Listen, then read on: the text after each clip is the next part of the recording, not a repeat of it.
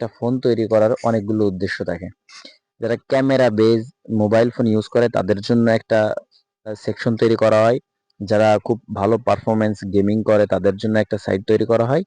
আর যারা ডিজাইনের উপর বেস করেই করে তাদের একটা আলাদা সাইট তৈরি করা হয়। কিন্তু এই ফোনটা আমার কাছে কোনো দিক থেকেই ভালো লাগেনি। কোনো দিক থেকে যে 19,990 টাকা, টোটালি প্রায় 20,000 টাকা। তো 20,000 টাকা দামে এই মোবাইলটা কেনা আমার কাছে কোনোভাবে যৌক্তিক মনে হয় না। সর্বপ্রথম এই ফোনটার আউটফিটটা নিয়ে একটু কথা বলা যাক। ফোনটার সামনে গ্লাস ইউজ করা হয়েছে, পেছনেও গ্লাস ইউজ করা হয়েছে, কিন্তু সাইডে যে ফ্রেমটা রয়েছে সেটা টোটালি প্লাস্টিক ফ্রেম। আর পেছনে তিনটা ক্যামেরা দেখা যায়, কিন্তু এখানে দুইটা ক্যামেরা রয়েছে। আর এই ফোনটা কিন্তু অনেক বড়। এই ফোনটার ডিসপ্লে হলো আইপিএস এলসিডি ডিসপ্লে, যেটা অনেক পুরাতন মডেলের একটা ডিসপ্লে।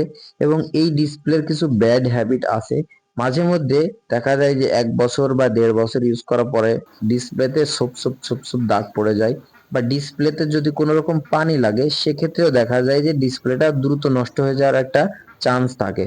যদিও বা এই ফোনটাতে IP53 এর ডাস্ট অ্যান্ড ওয়াটার রেজিস্ট্যান্স সাপোর্টটা রয়েছে, কিন্তু এই ওয়াটার রেজিস্ট্যান্সটা হলো শুধুমাত্র বৃষ্টির পানি বা ছিটে ফোটা পানি, গ্লাস থেকে পড়ে যাওয়া পানি, এরকম অল্প পানিতে পড়লে এটা সার্ভাইভ করতে পারবে। কিন্তু যদি আপনি মনে করেন যে না, পানির নিচে নিয়ে গিয়ে ভিডিও করবেন, ফটোগ্রাফি করবেন, তাহলে এই ওয়াটার রেজিস্ট্যান্টটা আপনার জন্য না।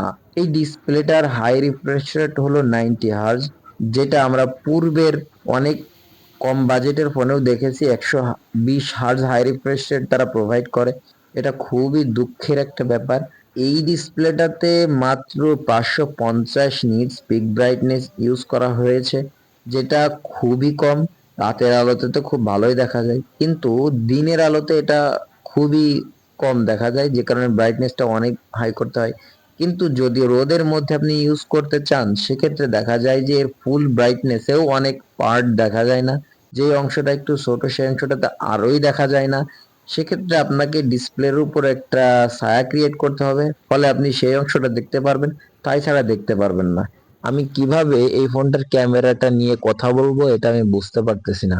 তার কারণ যখন ক্যামেরা দিয়ে ভিডিও করি বা ফটোগ্রাফি করি তখন একরকম দেখায়, কিন্তু ছবি তোলার পর বা ভিডিও করার পর প্রসেসিং হয়ে সেটা অন্যরকম হয়ে যায়। আমরা যখন ফটো তোলার জন্য ক্যামেরা অন করি এবং বিভিন্ন মোড চেঞ্জ করি, এতটা ডিটেলস এর ঘাটতি মনে হয় যেন ভিডিও বা ফটো ফেটে যাচ্ছে।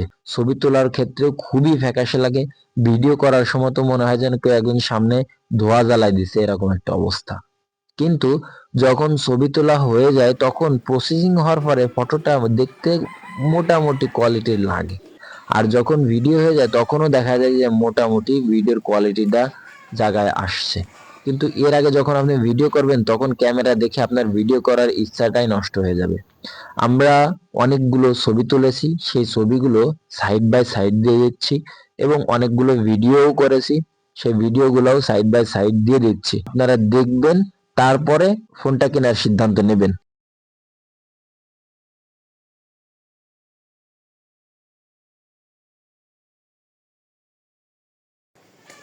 এটা হলো এই ফোনের পেছনের যে ক্যামেরা এটা, এবং এই পেছনের ক্যামেরা দিয়ে সর্বোচ্চ 6x পর্যন্ত জুম টেস্ট করা যায়।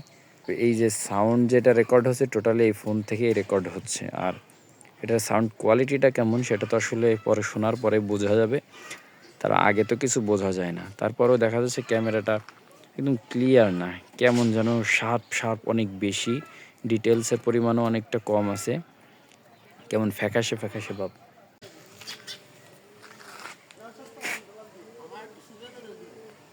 কে? আচ্ছা, তোরটাও তুলতেছি।